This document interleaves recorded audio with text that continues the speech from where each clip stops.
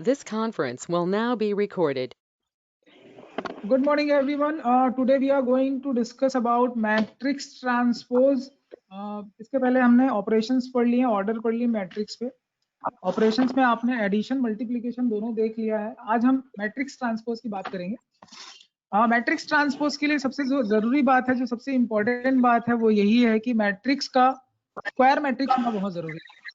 ठीक है, क्योंकि ट्रांसपोज का मतलब होता है कि रो को कॉलम और कॉलम को रो बनाया जाता है. ठीक है, तो नॉट नेसेसरी को स्क्वायर मैट्रिक्स हो. आई मीन स्क्वायर मैट्रिक्स अभी आएगा, बट ट्रांसपोज के यही फंडामेंटल है कि उसमें क्या होता है कि रो जो है वो कॉलम में कन्वर्ट हो जाएगा और कॉलम जो है वो रो में कन्वर्ट हो जाएगा. तो एक चीज देखिए, आप यहाँ पे ए दिख रहा होगा आपको मैट्रिक्स ए का ट्रांसपोज का मतलब होता है कि जो ऑर्डर है वो बिल्कुल चेंज हो जाएगा. तो अभी यहाँ पे ऑर्डर है कि 2/3 का मैट्रिक्स है, इसका ऑर्डर चेंज हो जाएगा, 3/2 का मैट्रिक्स बन जाएगा. तो जो रो वाइज एंट्री है वो कॉलम में आ जाएगा. जैसे फर्स्ट रो को देखो, मैं फर्स्ट कॉलम में एंटर कर दिया, देन जो सेकंड रो में था उसको मैंने सेकंड कॉलम में. ए डैश समझ में आ रहा है? ऐसे ही आप कर सकते हैं. तो प्रॉपर्टी जो क्वेश्चन लिखा है आप इसको वापस से वेरीफाई भी कर सकते हैं. ट्रांसपोज अगर समझ में आ गया तो आप मेरे ख्याल से बना लेंगे. क्लियर है क्या यहाँ तक? Yes sir. ओके, तो ये एग्जांपल 20 आपको समझ में आ जाना चाहिए. बड़ा आसान है. अब इसके आगे एडिशन सब्ट्रैक्शन है और कुछ नहीं है. जैसे आप ये देख रहे हो, ए प्लस बी पहले किया, प्लस प्लस करने के बाद इसने ट्रांसपोज लिया है, एंड आप उसको ट्रांसपोज करके प्लस भी करेंगे तो सेम आएगा. तो ये कुछ प्रॉपर्टी है जो यहाँ पे दिखा रहा है, जिसको आपको वेरीफाई करने बोल रहा है. बट मैं चाहूंगा कि आप इसको नोट कर लीजिए, ये एग्जाम में काफी काम आते हैं. तो प्रॉपर्टी नंबर ये आपको जो दिख रहा है ऊपर में, जो प्रॉपर्टी दिख रही है वो काफी इंपॉर्टेंट है, आप इसको नोट कर लीजिए. तो ट्रांसपोज का ट्रांसपोज लेने से वापस मैट्रिक्स आ जाएगा. स्केलर के साथ मल्टीप्लाई करके ट्रांसपोज लेंगे तो ट्रांसपोज मैट्रिक्स से के कॉमन निकल जाएगा. प्लस के ऊपर अगर या माइनस के ऊपर ट्रांसपोज करते हैं तो ये सिचुएशन होता है. लेकिन जो सबसे इंपॉर्टेंट प्रॉपर्टी है वो ये फोर्थ वाली प्रॉपर्टी, एग्जाम में बहुत बार पूछा जाता है, बच्चे यहीं पे कंफ्यूज होते हैं. प्रोडक्ट का जो ट्रांसपोज होता है वो रिवर्स ऑर्डर में होता है. ठीक है, तो इसको first in last out rule बोला जाता है. जो पहले इन होता है वो लास्ट आउट होता है. ठीक है, शॉक शू मेथड भी बोला जाता है. तो शॉक शू मेथड में क्या होता है, पहले आप मोजे पहनते हैं फिर जूते पहनते हैं, लेकिन उतारते समय आप पहले मोजे नहीं उतार सकते, जूता पहले उतारना पड़ेगा फिर मोजा उतरेगा. तो फर्स्ट इन लास्ट आउट है, ये वही रूल है. तो ए बी का ट्रांसपोज जो है वो बी डैश ए डैश, अगर 3 होते तो क्या होता, अगर इसमें 3 हो जाते तो क्या हो जाता है, ए बी सी का ट्रांसपोज लेते तब होता सी डैश बी डैश ए डैश. तो ये चीजें समझ में आ रही, फर्स्ट इन लास्ट आउट, बस ये समझना है सबसे इंपॉर्टेंट प्रॉपर्टी. ओके ठीक है, ये प्रॉपर्टीज जो है वो ट्रांसपोज की वो समझना जरूरी है, वो नोट कर लेंगे, उसमें से काफी क्वेश्चन आते हैं. ठीक, इसके बाद अगर मैं बात करूं, देखो एक 21 एग्जांपल दिया है जो आपको वेरीफाई करने बोल रहा है.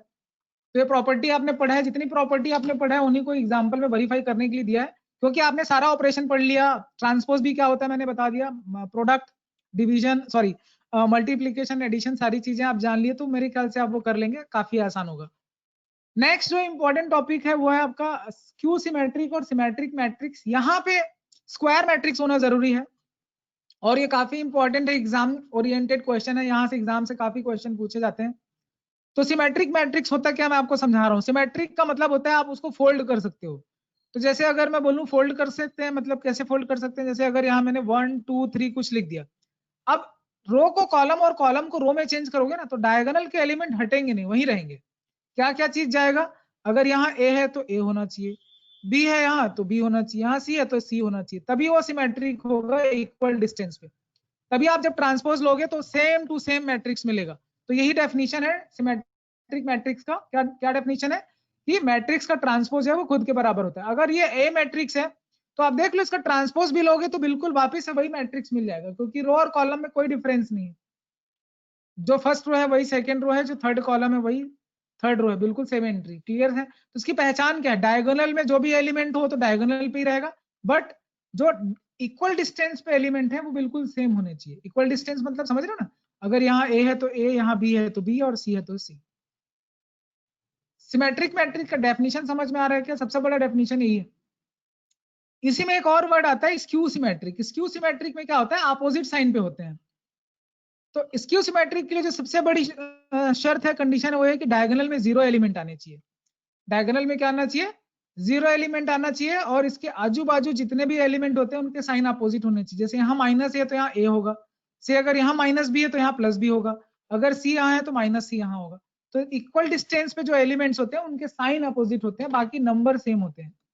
स्क्यू सिमेट्रिक एक्चुअल में होता क्या है स्क्यू सिमेट्रिक में कि ट्रांसपोज जो होता है वो एग्जैक्टली माइनस ए के इक्वल हो जाता है। ये समझ में आ रहा है क्या? तो ये दो डेफिनेशन है सिमेट्रिक और स्क्यू सिमेट्रिक की।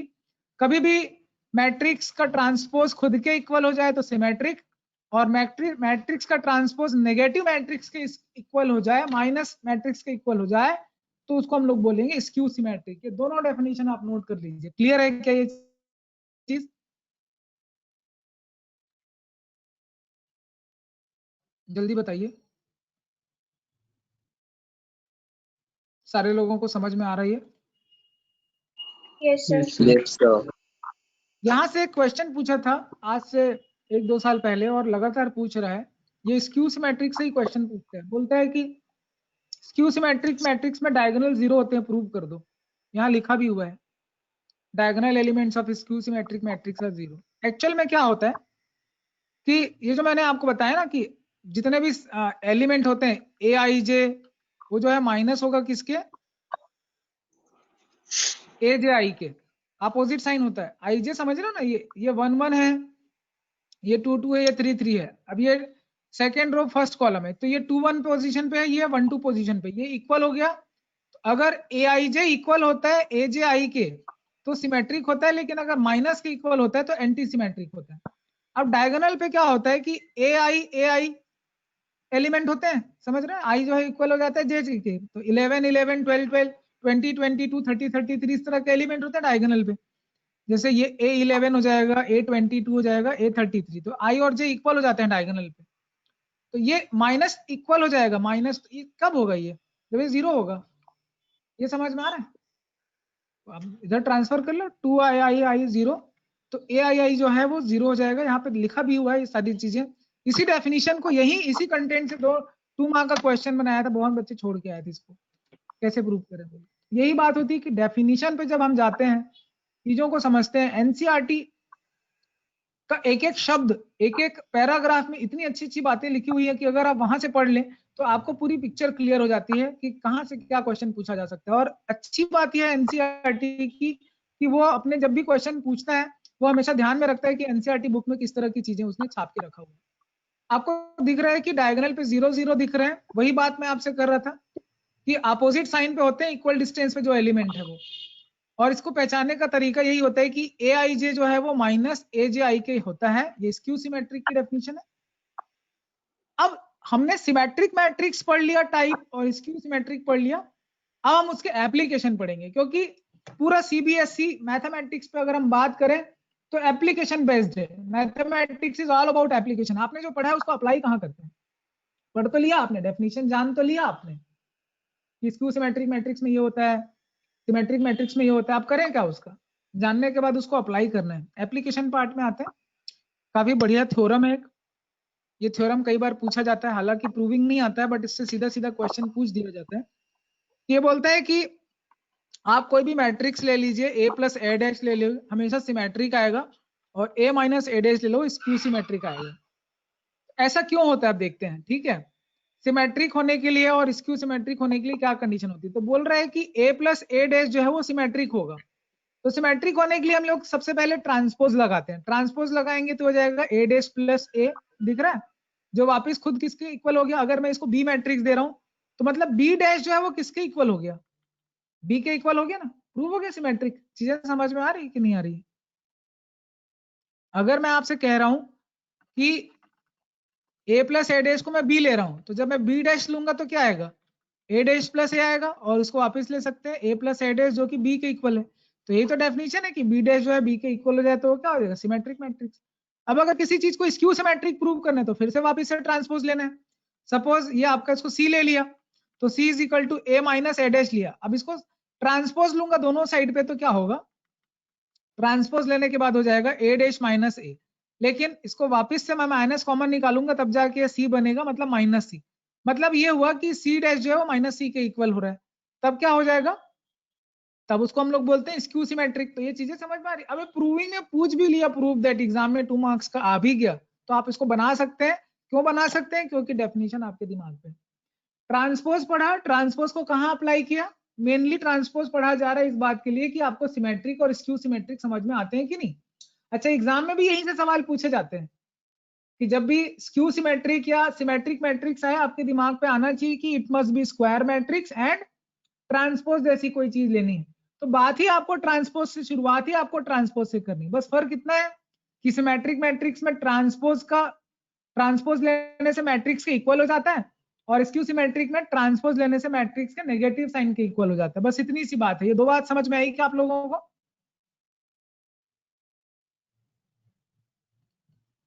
क्लियर है क्या? Yes sir. अगर यहाँ तक Yes, मैटर sir. क्लियर है, थ्योरम नंबर 2 पढ़ते हैं। थ्योरम नंबर 2 पढ़िए ओम दीवान।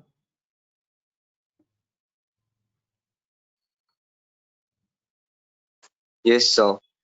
Any square matrix can be. Dev Thakur Anadi Banchhor, are you in the class? Please respond, otherwise मैं आपका प्रेजेंट नहीं लगाने वाला हूँ। You will be marked as absent. हाँ पढ़िए।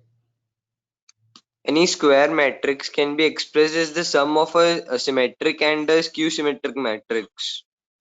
Let A be a अब square ऐसा है matrix, then नहीं yes. पढ़िए मत, ठीक है। यहाँ क्या लिखा है मैं आपको समझा देना चाह रहा हूँ कि दुनिया का कोई भी स्क्वायर मैट्रिक्स ले लो आप, कोई भी, ये सिर्फ स्क्वायर मैट्रिक्स की बात हो रही है। देखो ट्रांसपोज किसी भी मैट्रिक्स का लिया जा सकता है, लेकिन जब कभी भी ऐसा वर्ड आ जाए सिमेट्रिक और स्क्यू सिमेट्रिक, तो ये सिर्फ स्क्वायर मैट्रिक्स के लिए ही ये वर्ड इस्तेमाल होंगे, बाकी किसी के लिए नहीं होंगे।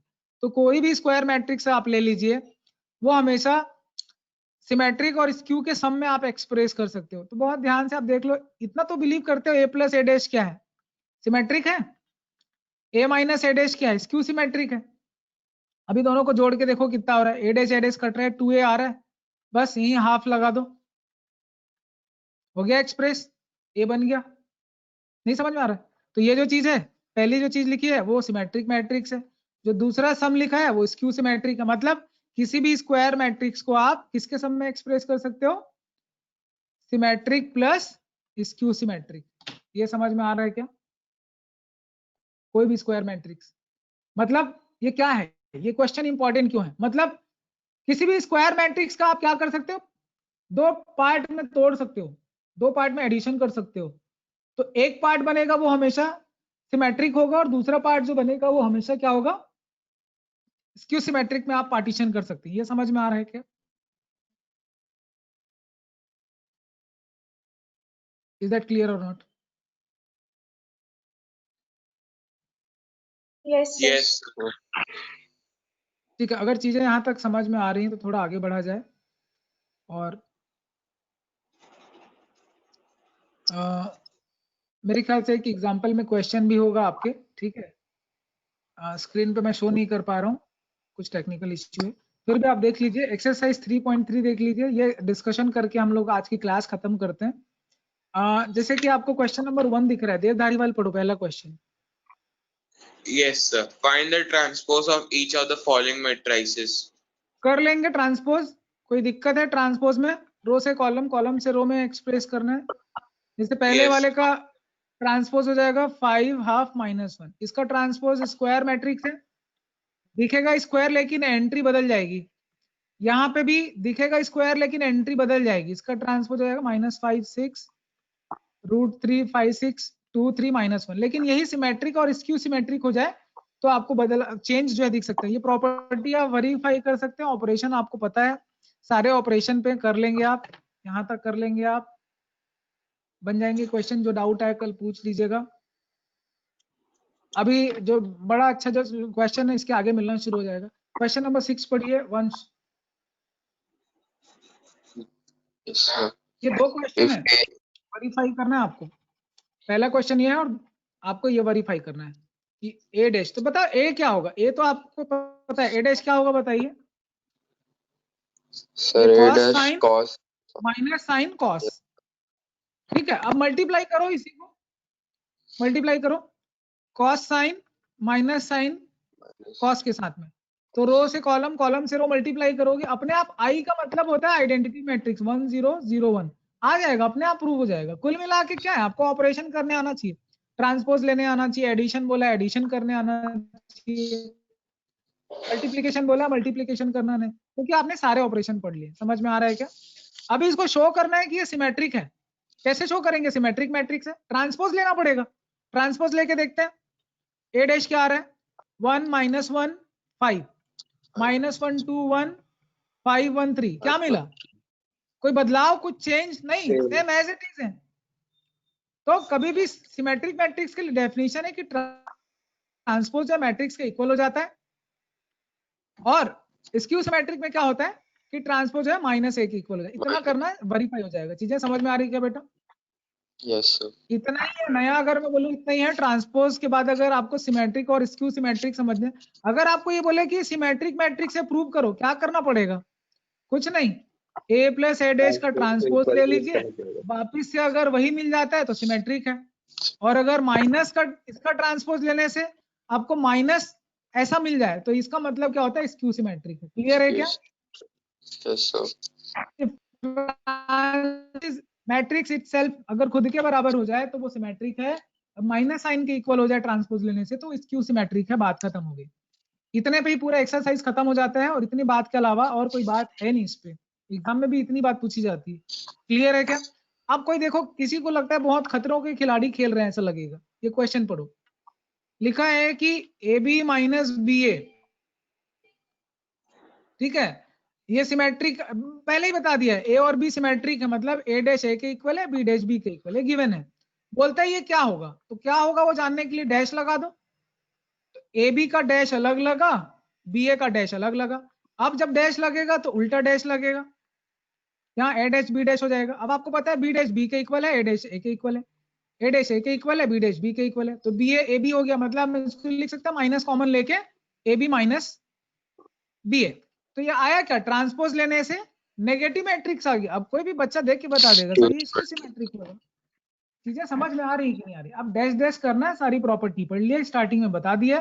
कुल मिला के इस एक्सरसाइज में क्या था? इस एक्सरसाइज में सिवाय प्रॉपर्टी के, स्क्यू सिमेट्रिक के, कुछ भी नहीं है। प्रॉपर्टीज ऑफ ट्रांसपोज की प्रोडक्ट में कैसे ओपन होता है, एडिशन में कैसे ओपन होता है, कांस्टेंट नंबर लगा है तो कैसे ओपन है, ठीक है, और सिमेट्रिक मैट्रिक्स और स्क्यू सिमेट्रिक मैट्रिक्स का डेफिनेशन क्या है। तो सब कुछ ट्रांसपोज पे है। आज अच्छे से कर लीजिए, हर साल सवाल आते हैं यहाँ से, भले ही 2 नंबर का है लेकिन आता जरूर है, क्वेश्चन यहाँ से पूछा जरूर जाता है, ठीक है। तो दैट इज माय सजेशन कि आप ये करिए। क्लास का टाइम भी हो गया है, और कल आपके डाउट ले लेते हैं, ठीक है। चलिए, thank you so much everyone, bye bye. Thank you sir. Thank you, sir. Thank you, sir.